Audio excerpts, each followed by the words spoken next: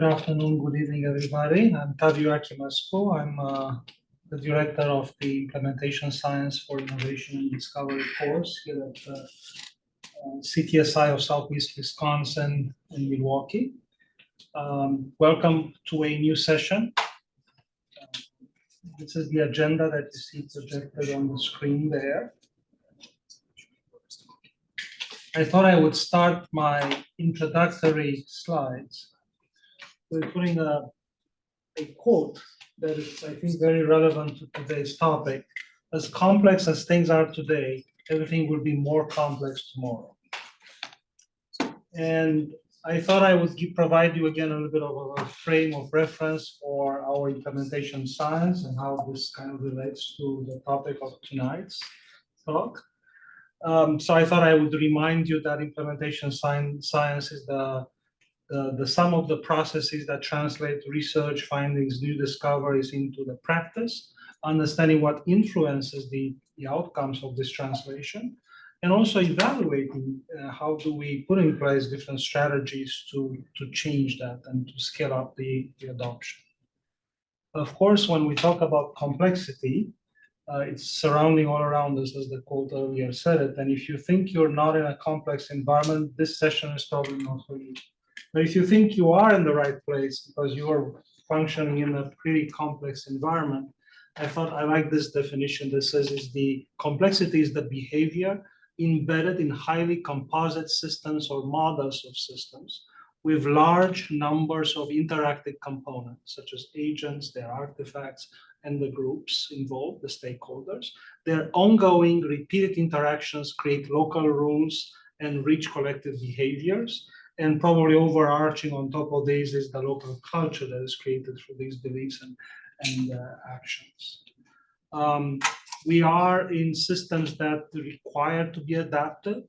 This is the self-similar collectivity of interacting adaptive agents and their artifacts that have to be dynamic, adjustable, very flexible.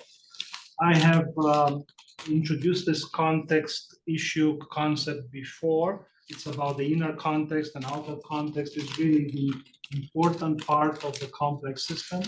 And implementation science would not work unless you consider the environment, unless you consider the inner and outer context. And if you want to define it as the dynamic environment that must be favored for any intervention to be successfully adopted or taken up. And of course, data science, I like this definition, although you can find plenty of definitions out there, as the study of data to extract meaningful insights for the specific organization. It has a multidisciplinary approach that combines principles and practices.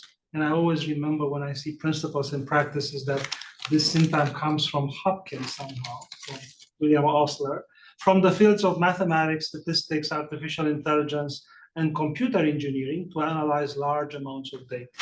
And this analysis helps data scientists to ask and answer questions such as what happened, why it happened, but especially and more importantly, what will happen and what can be done with the results of the analysis. So I also thought it would be an important framing issue to look at the fact that NCATS has announced last year and published on their site that there are a few strategic planning directions or contingent areas that we have to consider in future developments. And besides stewardship and operations, education and training, different partnerships and collaborations and engagements with our communities, team science, teamlets, of course, the policy and regulatory aspect of the environment we work in. And of course, the patient-centric designs of clinical trials and the connections with our patients and populations and communities at large. And of course, the important part of the implementation science, which is the dissemination. And also, we live in a global society. So there are additional global opportunities that come at every corner when we engage in the science of translation. But the topic of tonight is really the data science. So it is my pleasure to introduce you tonight our speaker. It's Dr. Ernest Amankwah. He's the Associate Director of CTSI for Data Science. He joined us recently. He's originally from Ghana. Started his career in research many years ago as a research assistant back in Ghana. And then his professional career took him to Canada, through Calgary and Ottawa, and then to Florida somehow, to Moffett Center, and then a nice and flourishing career as an epidemiologist in the Cancer Center at the Johns Hopkins University, the Children's Hospital in Florida. So without further ado, I will welcome Dr. Amankwah here and give you the laptop so you can drive this presentation.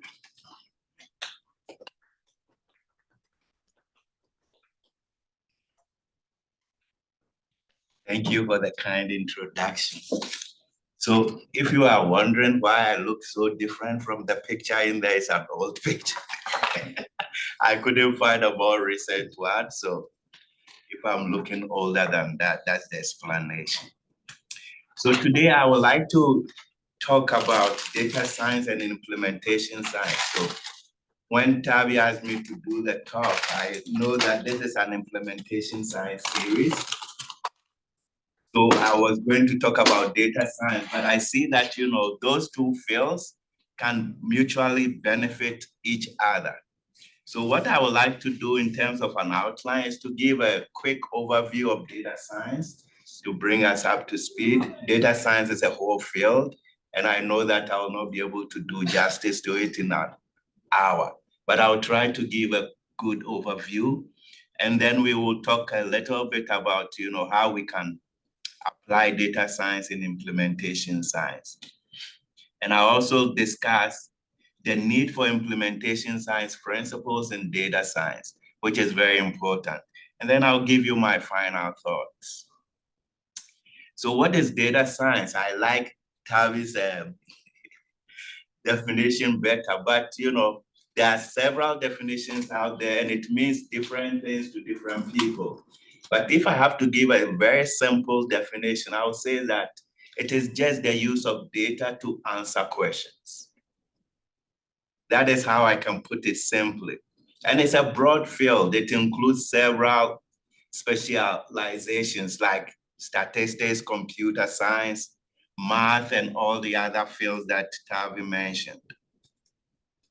So you can think of a data team as this, right? We have the data engineering side where the systems are implemented, databases are developed, and the storage needs of data are determined. So that is the one aspect. And on the other side, you have the data scientists who actually use the data to answer questions. So they try to tell stories with the data. So they do modeling, visualization, and it doesn't mean the two areas are different. They have overlapping roles and overlapping skill sets. So you can have a data scientist who can also do the data engineering stuff. You can have a data engineer who can do some data science stuff. But the overlapping skill is math. And you can have some statistics and programming in there that also overlap. So before I move to why data science, because it's not something that developed in the past few years, it's been going on for a while. So I just wanted to give some history before I move further on the topic. So in the 1940s and 50s, while computers were being developed, artificial intelligence was also being developed simultaneously. People were beginning to think about how can we get systems to do things that are intelligent, right? And then computers were also being developed, but the computers were large and very slow at the time. So if you think about it, the first computer that had a storage capacity around 5 megabytes was in 1956, right? And I'm sure most of you are just laughing, 5 megabytes. And it was, a great development in the computer field. It wasn't until the 1980s that we had the first hard drive with a storage capacity of 1 gig, which is still ridiculous compared to what we see around now. And it was very heavy too. It was about 250 kilograms. And it came with a price tag of about 100,000. So over the years, the memory of computers increased, the speed increased. And if you look here, the size also diminished. If you look here, this computer filled the whole room and it was like 10 tons, right? So it was very heavy, big and huge. And if you needed time on it, you had to pay about 3,000 per month to have stuff done on there for you, right? But as development went along, they became smaller. And you see the computer here, it was about the size of a fridge, a refrigerator. And it was 32 gigabytes. So it was a great improvement compared to the one that occupied the whole room. But still, it was big and it was expensive. If you compare it to our handheld devices right now, we can have your iPhone that is about over 500 gigabytes right now. And so things improved and the speed and storage capacity improved over time. So that enabled computer science, data science to move along. So as all these developments were taking place, data was coming to us in large volumes and at a speed that we can not even imagine. If you think about YouTube, I don't know, I think the last time I checked, it was about 300 videos are downloaded per minute or so. So we had volumes of data and they were coming to us at a very high speed. And they were coming in different shapes and forms. We had videos, we had images, we have text, and we had all kinds of data coming to us. So the whole atmosphere was ready for data science because now we had rich data, we had computers that had the processing power to process the data that we had. So it was about finding approaches to identify the data so that we can process them to extract that information. And Google became the leader in doing this with online searching. So they developed algorithms that I'll talk about more later, like computer programs that could identify what people were looking for. So based on searches that were performed, they will use that so that the next time someone comes in to do a search, it will be easier for them. So as they did this, they tried to modify the algorithm so that it can be done reliably and rapidly. And as this was going on, people realized that we could extract complex information from the data available too, because we had the tools. And this paved the way for data science. And that is how data science began to flourish. So enough of the history. So I intentionally put this slide in because it's so easy to think about data science, think about just the data part of data science, and forget that this is a science.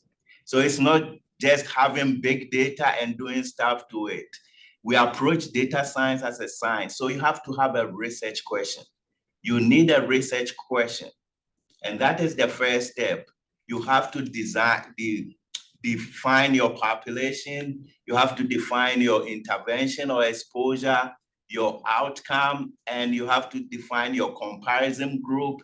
So you have to have a well-specified or formulated question before you move on to identify the appropriate data that can answer that question. And sometimes the data might not be available, so you may have to generate it from scratch. And then once you do that, then you can analyze the data to answer your question. And just like any other research endeavor, you communicate your findings to your colleagues. So the heartbeat of data science is machine learning. And I have a definition here that, I don't know if it does justice to it, but it will give us a good idea. So when we talk about machine learning, it's trying to develop a system with the ability to learn from data and then use that information to predict future outputs And then as it does that, it has the ability to improve the prediction without you giving it explicit instructions. Unlike previous computer programming, where we have to give the computer explicit instructions to do stuff, data science can learn from the data. And depending on who you are talking to, you will hear about artificial intelligence and machine learning. So I put a definition here for artificial intelligence. So when you are able to automate those systems, then it is referred to as artificial intelligence. Depending on who you are talking to, some people will refer to it as artificial intelligence when trying to market stuff. But basically, machine learning is developing those algorithms, and then when you automate the whole system, then it's referred to as artificial intelligence. So in data science or machine learning, we talk about problems and tools.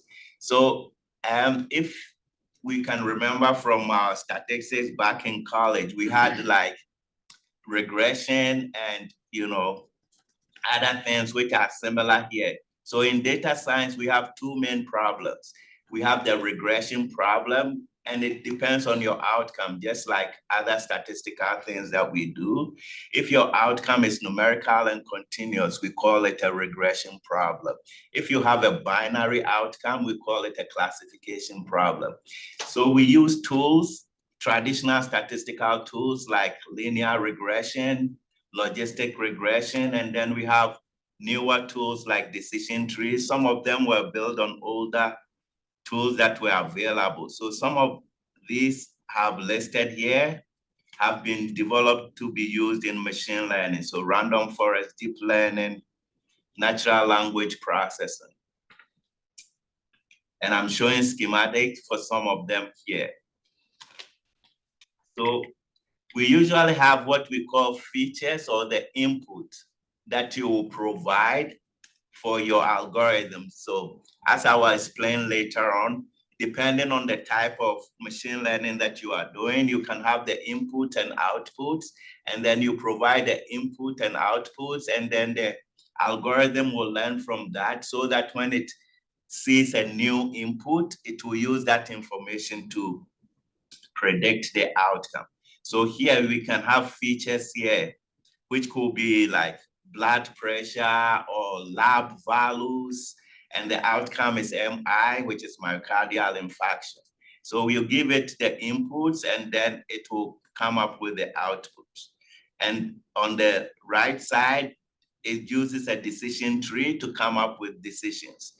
And the C is showing deep learning that I'll talk about a bit more. So what makes machine learning a bit different from the previous methods that we are used to is that it develops data-driven rules somehow automatically based on the inputs and outputs that you provide to it. And then it can use those rules to make predictions on new input. And remember, you don't have to give it explicit instructions to do this. But previously, right, compared to computer program, you write codes for all the necessary steps that you need to accomplish something or to generate the output. So there are two main machine learning paradigms. We have the supervised learning and the unsupervised. We can also talk about reinforcement learning, but I'm limiting it to these two. So with supervised learning, as I've been talking about, the program learns from the inputs and outputs that you provide to it. And then it tries to establish the relationship between the inputs and outputs that we call the function. So I was trying as much as possible not to include any mathematical formula here because I recognize that we have a diverse audience. So I was trying to make it very simple, but we assume that there's a relationship between, our input, which is our X or our feature, and then our outcome, which can be represented by a Y. And that relationship can be defined as a function with an error term here. So the function is fixed, but we don't know the function. So when we provide the information, we believe that the function is the systematic information that the input provides the output, so that you can use the function to predict the output from the input. So I'm using a very simple example here, very, very simple, like X and Y. So let's say that X is our feature here or our input, and Y is our outcome or our label, however we call it. So here we have both the input and the output. So we are trying to define the function so that we can use it to predict new inputs. So for example, when we look at the first data point, we have 1 and 2. So we try to assume, okay, what can be done to X to get Y? So we see that when we add 1 to the input, we can get Y. Or when we multiply the input by 2, we can get Y. Or when we raise 2 to the exponent of our input, we can get Y, right? So we have 3 options here. And then we include more data points, right? So we include the value for 2. We know that when we input 2, the outcome is 4. So we see that the first function will not work, right? But still, the other 2 still work. So we need more data to kind of solidify the function here. And so we try the next data point. We use 3, and we see that the only function that will work is when we multiply the input by 2. And then we use the 4th data point to confirm that, it's 2 by X.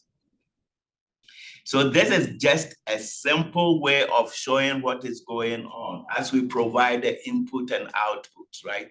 So as we provide the inputs and outputs, the algorithm is trying to define that function to find the relationship between your X and Y. And your input can be in the form of a structured data, which can be the patient lab values, or it can be unstructured, like images or information that we get from clinical notes. So if you think of your X, right, this is very simple. What the example that I showed, the input can be X, and it can be 100 or 1,000 of them that you are inputting to get your output.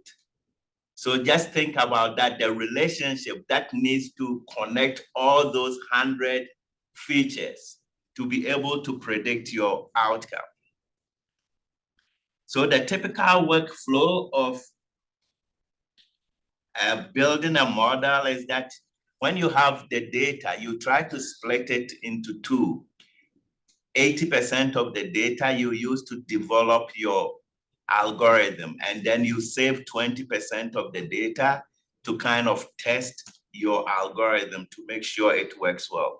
You can even split your development data, and there are different terminologies that people use here. We have training set, test set, and people will say you can split the training set into, development and validation set, but I'm using validation for the whole training set and building the model here. So you can split that into 2, into a training set and what I call a tuning set.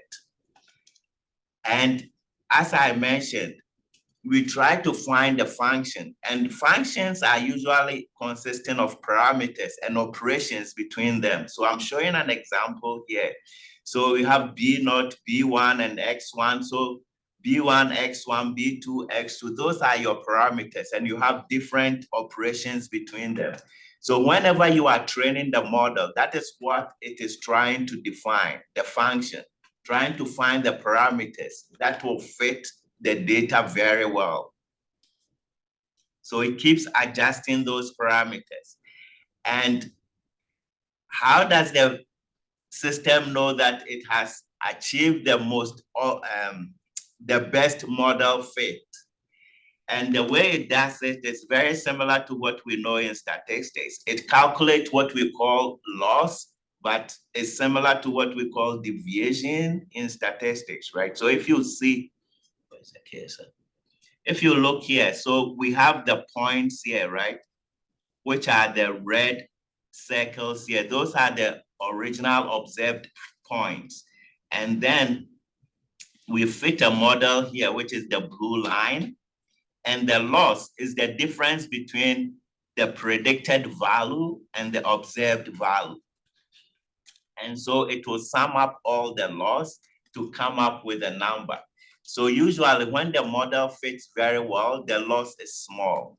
But if the model does not fit well, the loss is high. So that is how it determines when to stop, when it gets to the smallest loss.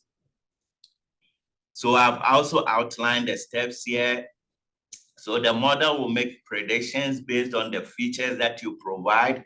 It will calculate the loss, and then it will update the parameters in the model to reduce the loss. And it will keep doing this till finally you get a final model, and then you can try to test it on your tuning set. And when you are happy with the model, then you try the model on the test set. And there's a validation set, and I reserve the validation for when you do independent testing. So after you've developed your model, you find an independent data set, and then you try to validate your model on that data set. So this is another way of stating the same thing.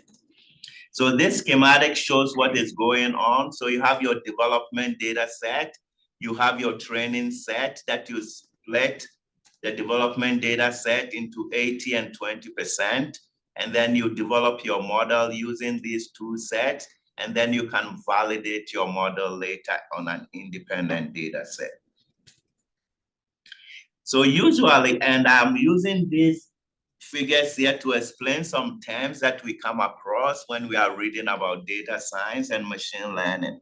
So usually when you fit your model, you want something like this. So these are the blue dots are the points that you have, right? So if you are looking at, for example, the relationship between years of education and income. So you collect data from several people and then you plot it. And what you try to do is try to capture the generalization in the data by fitting the model. So you want something like this, like a straight line that you can use to predict future input or features. So we can come out, so we will say that this is a good fit because it kind of captures the generalization. And I'll show you another figure and maybe that will make it clear here. We will come across terms like overfitting. And in overfitting, the model will fit the data you have in hand very well because it tries to capture even the noise in that data set. And if you look here, it's like the model is connecting every observation. It's not capturing the generalizations, but it's very specific and it's capturing even the noise within our data. And that is referred to as overfitting because when you go to use this model on a new data set, it will perform poorly because of the way it's fitted here. And you can also have underfitting where you don't capture enough information from your data so that when you use your model on a new data set, it will not perform very well. So those are the things that we look out for, overfitting and underfitting. And usually when you have a small data set, you are more likely to face overfitting if you continue to train your model. So deep learning, I wanted to, as I mentioned, there are several things that we do in machine learning, and deep learning is one of the ones that is capturing a lot of attention. And so I wanted to touch on it briefly. And if you remember, I mentioned that, as you train your model, it tries to adjust the parameters so that it gets the optimal parameters for your model. In deep learning, what happens is the derivation of the parameters are layered so that in the first layer, the parameters that are developed or generated is used in the second layer. And then those parameters are also passed on to the next layer. And it will go through the layers before it finally makes the prediction. So it's more robust than other machine learning methods. Because of the layering, the function can be very, very complex, but this makes deep learning very good for large data sets. And the layering also improves the prediction of the model. And deep learning can also accept different data types. That makes it really cool. So if you look at this example here, you can have image data, you can have genetic data, and you can put all of them through a deep learning, and it will go through the layers here. So your first input layer and the parameters will go to the next hidden layer and through the layers before the prediction is eventually made. And the next one I wanted to mention, which relates to implementation science, I believe, is the natural language processing. So it's very difficult for computers to process natural human language, right? So this process allows us to come up with algorithms to change the natural human language into a form that computers can perform calculations on. So I'm showing an example here of a natural language processing. So for example, if you have like a clinical notes here, which shows that, you know, someone had a mass, a 7.2 centimeter mass in the medial right lobe. And if you want to extract the information from this test, let's say you want the diagnosis, which is the mass, and you want the location, and you also want the size. So you can write a series of computer programs that will go in and extract that information for you. And if you have a template or somewhere to save it, so if you look at the test here, right? If you look at the final template here, we are able to extract the reference, which is a mass, and then the location of the mass, and then the size. So that is what natural language processing does. It allows you to extract information from text. Yes, go ahead. So if this is, say, from a procedure note, does the procedure note need to be structured in a way where it's like a template in Epic, where you know that you're going to find this value here at all times because it's a specified field? Or can this be just an encounter note? Can it pick it up raw from an encounter note that's unstructured, or does it have to be from a structured data set? It can pick it up from unstructured data set. Right. Yeah. Ideally, it would be encounter note. Yeah. Yeah. Ideally, it would be nice if we had a structure for nodes, right? But that is not possible. But it can pick it up from unstructured text, right? So what happens is there are models that are developed. So sometimes when you transfer it to different organizations, they don't work well because people write nodes different, right? Did you want to comment? Yeah. Just to comment, you also have the idea though of a test set in this context. So actually, when you don't have it available in a structured form, you end up actually having to use human curation to go through and label examples by hand. So you actually have a test set against which to compare the algorithm. But no, it is attempting to infer labels just from the context of the words in the order that they're put down. It doesn't require structure, but without structured data to support it, you end up having to do quite a lot of painstaking work to do the validation. And your question is great because I was looking at the example and it says mass in the right middle lobe, and I'm a pulmonologist. I'm thinking this must be a tumor in the lung. And you look at the entire case, it doesn't say anywhere this is about the breast. But how did I figure out it's about the breast? Because there's no ductal dilatation in the lung. So that's kind of a process of inference that even with unstructured data, the computer is going to go and look for patterns and it's going to say, oh, this is actually not a lung, this is a breast. And I read backwards. I read ductal dilation. I thought bile duct, and then I saw the liver there, right? And then I went backwards. Yes, because I was reading in the wrong order of the sentence. So yeah, that's very interesting. Yeah. Thank you. It's intelligence, right? Where it starts inferring. Inferring, yeah, yeah. Any other questions or thoughts? I do have a question. So let's say you had an epic template. So this data was quite structured. I've done this for like results. So we actually have a script, an epic script written, and then everyone captures the data in a very structured way where you're capturing the same thing each time.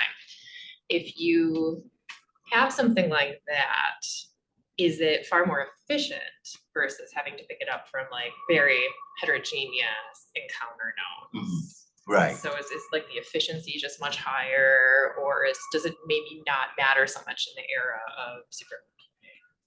If it's structured, right, it makes it easier, right? If it's unstructured too, you have to train it, right, to be able to pick what you want. So you train it with, just like I said, you have input and output, so you train it, and then it will be able to pick up stuff, yeah. But the problem that we are facing with these, algorithms is that people enter nodes differently in different, institutions. So we can develop and train our model here, right, very well. And if we take it somewhere else, might have to tweak it a little bit based on their local, instances to be able to work well, right? And when you say efficiency, you're saying you want to use all the inputs, not time for the computer to process it, right? So I am thinking about generalizability. It's like you have a group of physicians that collaborate on building an algorithm, right? And they each vary in their encounter nodes. And then you want to have it apply to the guys across town or the men and women across town who have their own style. So that's kind of what I'm thinking. Like, is it more efficient to make it off of a structured template to begin with? Like, hey, everyone, let's use the structured template and then we'll create the algorithm. Or let's all use our encounter nodes, individually label them and see if it's kind of generalizable as we go to implement it at multi-center type thing, thinking training and validation cohort. So sorry for these really crazy questions. No, it's good. It's a very good question. And there was a paper in Scientific Reports, I think earlier this year, by a group in, I think there were some people from Mass Gen and Vanderbilt and other, they were trying to do that. So what they did was for all these I think there were 6 of them. They were trying to develop something like this, and then to be able to use it across institutions to test it, right? So what they had was, they had 2 institutions. One will develop it and then validate it in the other institution. And then they will try to look at it in an independent institution. But even though they developed it very well, validated very well, when you take it to a new institution, because there are nuances, I'm not a medical person, but I know in the notes, right, there are abbreviations and other things that people use might be slightly different, right? So it will still need some tweaking. Yeah, do you want to add to it? Yeah, well, just the same point you're making. Having developed structured entry potentially also improves your data quality because you're capturing it consistently versus having to account for synonyms or different ways of writing. Of course, the trade-off with that is that you only capture what you put into the structure. So if it turns out you end up interested in something else or something additional, you haven't captured it, or you're left going to other nodes. Things like, I don't know, a genetic variant or something, which you didn't even think was relevant at the time when you developed the form. There are all sorts of ways that overfitting can also happen, though, in the context of unstructured data. The sort of stereotypical example is that rulers cause skin cancer because they actually trained they chose a whole bunch of images to train a neural network, and they wanted cancerous skin and uncancerous skin, without accounting for the fact that many more pictures of the cancerous skin contain a ruler for scale.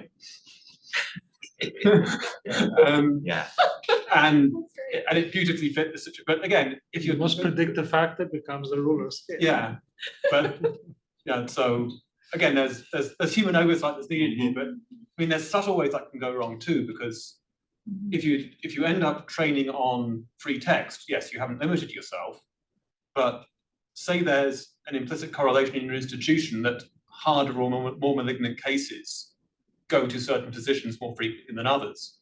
If they write their text in a certain idiosyncratic way, again, you may end up learning that their abbreviation style causes more severe disease versus actually capturing what you wanted to. So yeah, there's potentially huge power and efficiency if you can actually have the resources to apply systems like this, but you have to be very careful that it's actually learning what you think it's learning. Good point. Thank you guys so much. Yeah. So when you validate these systems across different data sets, what is the acceptable margin of error that is expected when you try to? Obviously, we know NLP is not perfect, and it's never going to be perfect. But how close do we get? What's acceptable? At some level, that becomes a legitimate. I'm going to punt on that and say it's a legitimate question for implementation science. What is the economic and practical benefit from error versus the gain that you have? Yeah, but there's, I mean, people have made entire careers on publishing results with 99% confidence that actually have zero clinical impact because the effect is too small. But the question is very valid because we are scientists, we perform randomized studies, we publish, which is our validation, and then other people take it from the publication and try to apply it in their own context as if it would apply with the same precision and the same error. Right. And the reality is that you just need to validate it in a different context. Yeah. To my mind, an underdeveloped area of all of these machine learning type applications is actually not just quantifying how good the result is, but actually quantifying your uncertainty in it.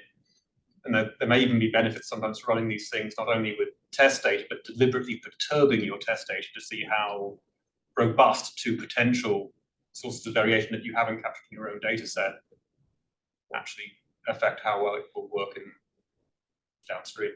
And this is a recent example of ChatGPT providing a medical exam type of standardized question. And the case was about anorexia nervosa and gives a BMI of 21 in the case. And the person who reads the case say, why did you say BMI of 21?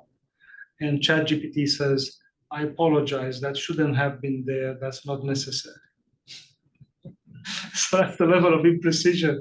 He thought it was useful, it was probably taken from some vignette, yet it apologized for the value itself. Yeah. So there are some comments in the chat I would like to read before we move on related to what we're talking about.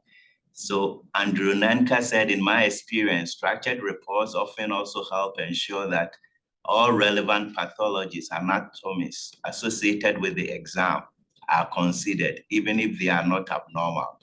Otherwise, in free test, lack of a mention of an anatomy does not necessarily imply a lack of pathology in that anatomy.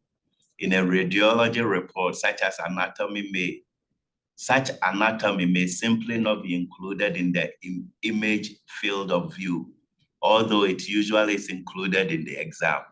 So, and then Brad also said, I agree with Andrew, structured data capture significantly improves accuracy and completeness. So ideally, if you could structure it and you collect it the same way, it really helps. But there are also minor disadvantages there. But I think that will be the ideal way to structure it so that it's collected in a structured way to make life easier. Okay, so moving along. Yeah, so when we run a model, you want to evaluate the model, right? That is doing well. And one of the metrics that we usually use is the area under the curve. So we say that, and it tells you about how your model is able to discriminate between those who have the condition and those who do not have it. So if you have an AUC, which is the area under the curve of 0.5, it's like, it doesn't make it, even if you guess randomly, right, you will get something like that. And that is the line that you have here, the diagonal line that you have here. And if your model is doing well, your AUC will usually be around 0.9 or above. Yeah, but 0.75 can be considered moderate, right? But anything above 0.9 is good. And there are other metrics that can also be used, such as sensitivity, specificity, and your accuracy. And I'm showing how this can be calculated here. So, and let's make it real here. So I have a real example here. Let's say Tavi has an algorithm developed and, he had developed a prediction model or an algorithm and incorporated it somewhere into a wearable device to detect sleep apnea. And then he picks like 200 people, give them the app to wear to sleep. And then it shows that the algorithm is able to predict, 80 who actually had sleep apnea to have it. And then out of that 20, out of the 100, 20 who had the disease or who had sleep apnea, the model could not predict it. And here too, those who did not have it, the model predicted that 10 of them had it, right? So based on that, you can calculate your accuracy, which is the correct predictions about the total number of people. And your sensitivity will be those that were predicted positive, that were actually positive. So 80 out of the 100 that were positive. So you have a sensitivity of 80%. And then you can do the same thing with your specificity. And there are other things too, like the positive predictive value and the negative predictive value that you can also calculate. So I will talk about, I've been talking about the supervised learning, and I'll move on to the unsupervised learning. So that one is a bit tricky because if you remember, in the supervised environment or scenario, we had the inputs and we had the outputs, or we had the features and we had the labels, however you decide to call them. But under this setting, we only have like the features. We don't have the answers or the labels. So we only have the features when we are doing unsupervised learning. So what we try to do is we try to group or find subgroups within the population based on the features.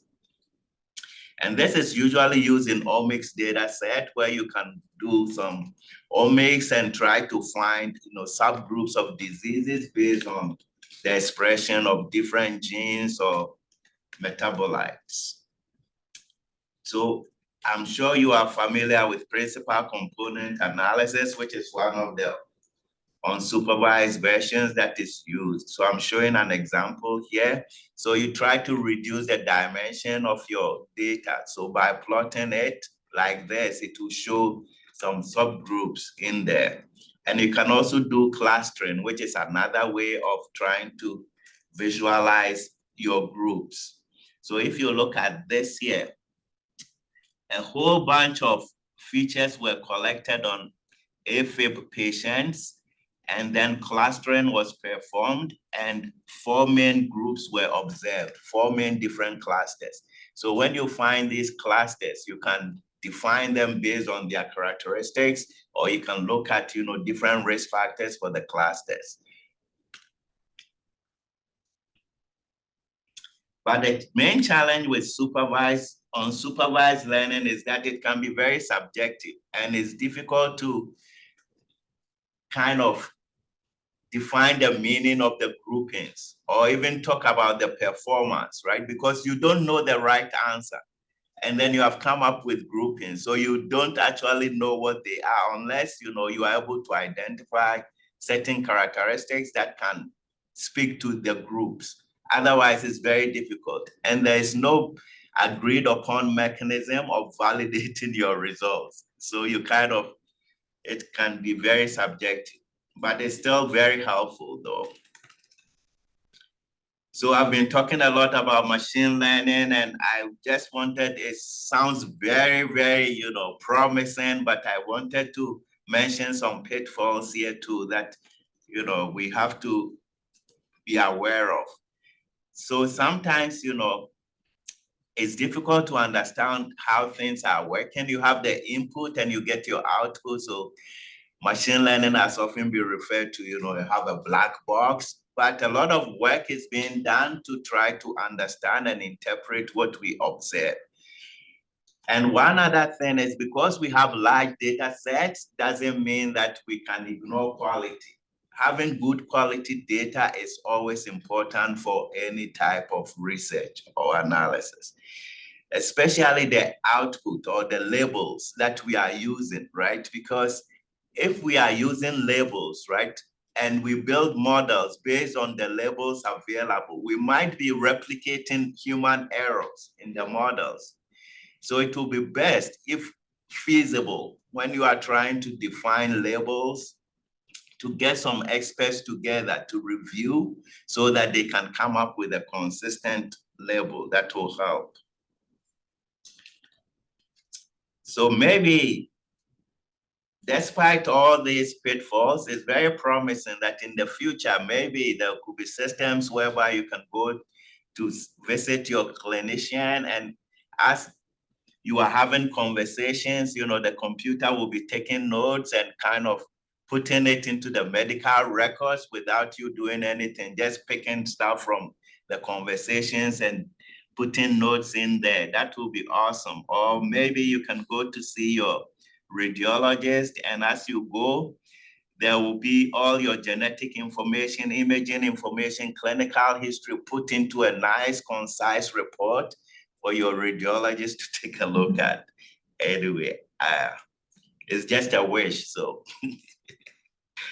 Yeah, so I will move into implementation science now. So we all know that we have to use evidence. It's important to use evidence, right? And in 2014, Lancet published some series touching on the increasing the value of research, because we have all these studies done, we know of interventions, but they were not getting used in the clinic and other stuff. And then Lancet followed it with their reward campaign. And the main goal was to improve the value of research. And so implementation science, I'm not an implementation scientist, but I believe it's trying to fill that role so that, we'll be able to use proven interventions in the clinic to improve health. We can shorten that time between, when interventions are validated or tried and tested before they get into the clinic. But before we do that, we need to synthesize the evidence, right? It's important that we synthesize the evidence to identify effective interventions that we are going to implement. And usually we use systematic reviews and meta-analysis to gather and synthesize the evidence. But this can be very time-consuming. If you've ever performed a systematic review, it can be very time-consuming. I performed one, I think it was published in 2016. And at that time when we started working on it, and a master's student came who wanted a project. And I said, I have another project here looking at obesity and how it affects pediatric outcome. And we had a systematic review ongoing too, but I said, if you touch the systematic review, you are not going to graduate because it takes a long time, but she was still interested in working on it. So she took on both projects. And I think from the time we started working on it till publication, it took about 2 years. So she graduated and completed it. So it's very time consuming to perform a systematic review because literature is coming to us, exponentially, right? Yesterday, I just did a quick Google search because of this talk to see how many papers were published last year. on pediatric acute lymphoblastic leukemia. And I had like 1,500 show up in PubMed. So we having a lot of literature accumulating, and if we want to synthesize it, it takes time. So I found this, that, Prospero is where people register their protocols for systematic review. So if you want to perform a systematic review, you can register your protocol there. I have one registered that I'm performing now, but it shows that the mean time from registration to publication is about 67 weeks. And I'm not surprised because I published my protocol last year in October, and we are still working on we haven't even finished selecting the papers that we want to review. So it takes time, and it takes about 2.5 to 6.5 years for a primary study to be incorporated in a review. And by the time the publication comes out, the review is even outdated, right? Because a lot of publications have come out. So all this to say that, our current process is not efficient, and it's also not scalable. So there is the need to kind of improve what we are doing. And only about 3% of papers that are screened in a systematic review actually get included in the actual review. So I think there's an opportunity for improvement in how we screen papers. And people have been looking at that too and developed natural language processing tools to be able to screen the abstracts and titles of papers. And that is the time-consuming part of a systematic review. And I'm showing here in this table different programs that have been developed. So some of these ones, you need a bit of programming skills to be able to use it. But there are other ones too that are desktop applications that can be easily used. And these are also web-based applications that can be used to screen, to perform your systematic review to reduce the time. But disclosure here, I have never used any of these tools, but I saw a paper that published the validated ones. So if you are thinking of using any of these, I think you'll be better off going for one of these validated ones. That will actually help. So, and I believe most of them work in this fashion, that you have your reviews, you try to do the inclusion and exclusion for a few of them. And as you enter the data, then the algorithm will be looking at your input and output. Remember, you have your input, which will be the title and abstract. And then if you designate it as include or exclude, that will be your output. And the algorithm will be learning from that. And as it learns from that, it improves the algorithm, and then it will kind of calculate probabilities and rank the papers based on their probability of being included. And then it can order them for you so that you can continue to review them in that order of importance of being included. And as you continue to do that, it will continue to learn and improve it. And it will be giving you papers that are more likely to be included. So it's kind of a cycle like that. And the other area that I think implementation science can benefit from data science is in the selection of a framework, right? As I said earlier on, I'm not an implementation scientist, but I submitted an R01 as co-PI with someone from University of Texas who is an implementation science. Our third aim was implementation science. So I learned a little bit when we were putting that grant together, and I learned that there were so many models and frameworks, right? And deciding which framework to use can be a little bit daunting. And there are websites that you can go that can guide you, but I believe that, machine learning algorithms can actually improve that selection process. And these frameworks even evolve over time. So they were developed, let's say Paris or CFIR, they were developed in a particular setting with a particular goal in mind, and then they can modify over time. And they can be used in other settings or other type of studies. And data collection, I couldn't think of any way that data science can help with the data collection and implementation science, but I'm sure there's a way, but I couldn't think of anything. But with data analysis, semi-structured data and semi-structured interview is part of implementation science. And this data usually when it's collected, people have to manually code it and try to extract themes from it and then, do all kinds of things. But I believe that natural language processing could really help with this process. And it can be used alongside, the traditional methods to improve the insights that are gained from those interviews. And people have been working on that. I saw a few papers out there that people have been working on that to improve how the data is analyzed. And data sharing, right?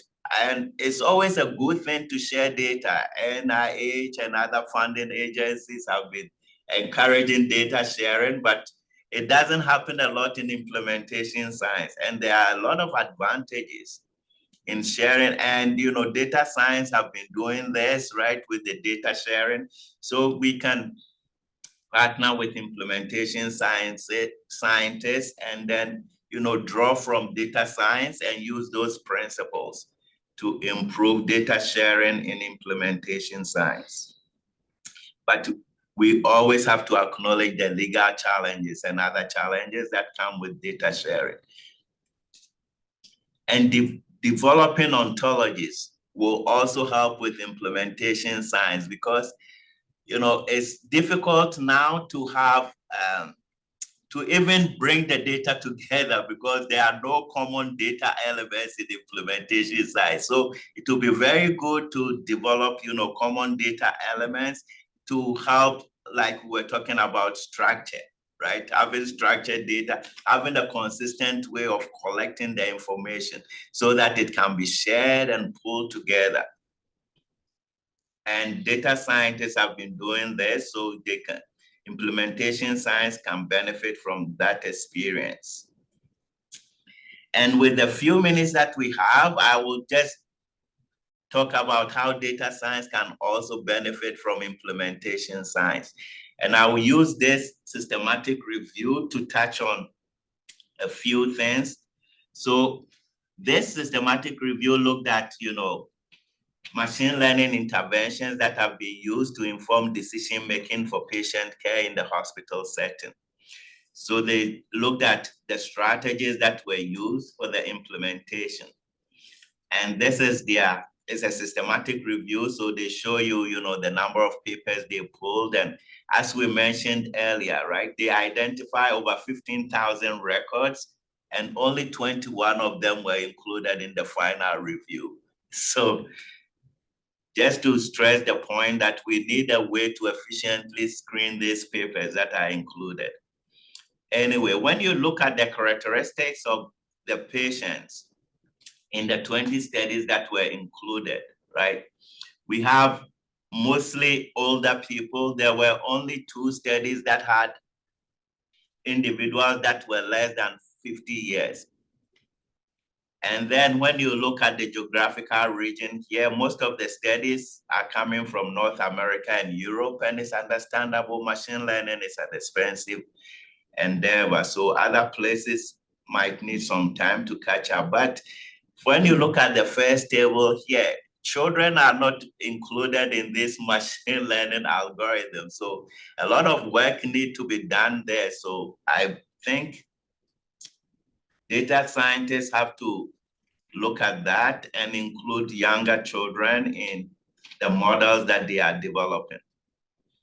And the implementation strategies that were used are clinician reminders and all these other things here. And one of them that was very striking was, no, I think it's in the next slide here. So when they were looking at implementation barriers, right? One of them was that there was a perceived lack of usefulness, right?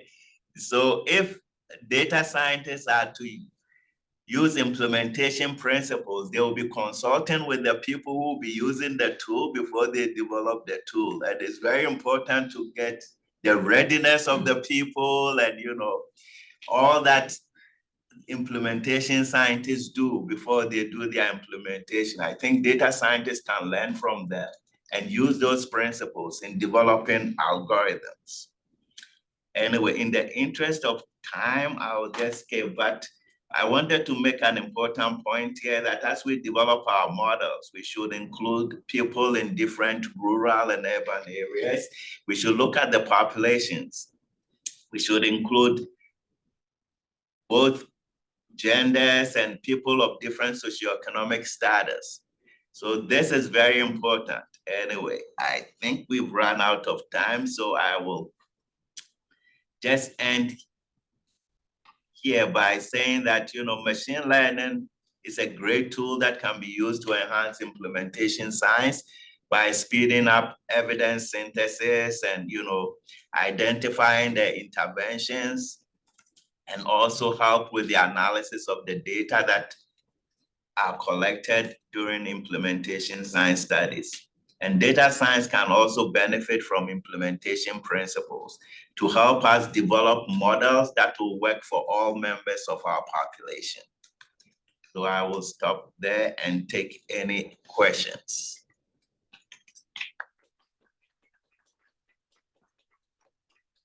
Dr. Ernest. I just have a couple of comments / questions. One is about your question mark on that slide, data collection, right? I wonder if we're not going, and I'm curious what the people in the group also think, if we're not going the same direction as marketing folks, where they became aggregator of the data. And to what extent you think the epics of the world and the oracles of the world will be actually the point of the collection of structured, mostly structured data that will actually help for analysis and then for adoption. So that's one comment. The second one is really more about these two fields are very intertwined, right? Because we talk about evidence-based practices. And when we say evidence, that doesn't mean 100% accuracy, precision, no dispersion, right? So most of the time we talk about evidence-informed practices, and then to what extent we apply those in a specific context, and then we reassess based on the population we apply it on, based on our analysis, how much do we need to recalibrate. Right? So I'll stop there and invite people for comments about it. So, yeah, any comments, including those online? I believe you had Tavi's comments. And Mike's is So if there are any comments, I have a question. Great presentation. Thank you so much. It goes back to your comment about using electronic medical records as a potential way for data science. Do you know if there are any current resources or databases that researchers can utilize to kind of build these models for like a grant submission to support kind of like some preliminary evidence of you know, their research question? Do you know if there's any current databases or resources? Sorry, I'm new to NCW. No worries. I'm new to.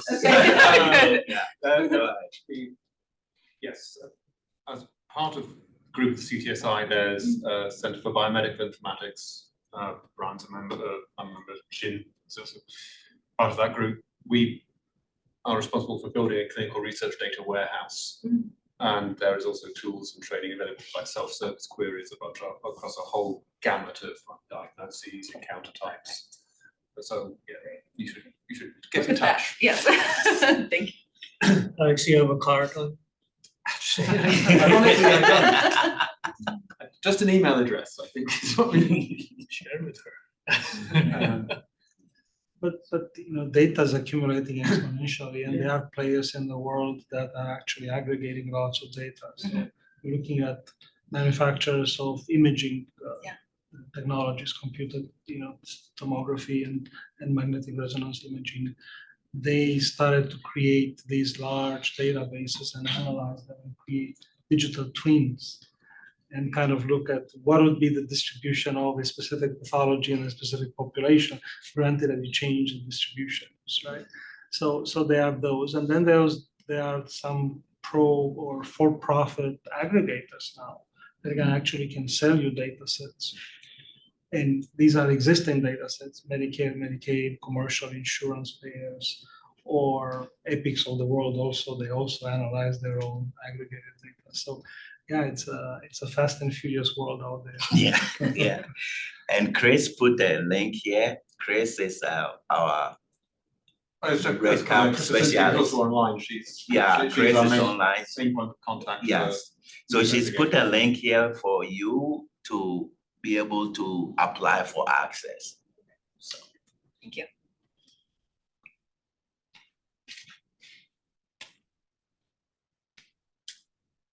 Anything else on the chat? Anything else on the chat? No, Okay. no. One other comment. It's interesting that you actually went there in your talk, but the idea of ontology, so the structuring of information, the actual building of common terms, the relationships between them, that I think is another huge piece, and it's kind of missing oftentimes from the data science, like introductory diagrams that we get, often just assume that the data is well understood, or the interpretation or the meaning of the terms in the data are well understood, and very frequently that is not the case, or the ability to, and even the term sets that we end up using very commonly, like the diagnosis coding, the ICD codes are in fact not well ontologized, in my opinion. I mean, ICD-10 is better than 9. I mean, ICD-9 it has that horrible example where diabetes type 1 and type 2 are just completely conflated throughout the entire tree. And untangling that is just a painful and manual process versus getting better at the ontology, particularly in the biomedical domain, so that the computers can help us do things faster. I just wanted to ask whether your slides will be made available to us. I don't know the process. So Tavi is The session will boss. be recorded and will be available for free on the CTSI website. But if you want PDF or PowerPoint, however you want to share it, you can share it with the people who registered. Okay. It's up to the I speaker. appreciate that. I really liked your breakdown, and it helped me understand the basis of machine learning in a way that I haven't been able to previously. So I really appreciate it. And I would love to be able to share with my research team and my students. This is the basis of a model we're building so they can make the same connections. So it would be amazing if you could. Thank you. I will. Yeah. Right. There are no other questions or comments. Thank you so much for another great session. Thank you.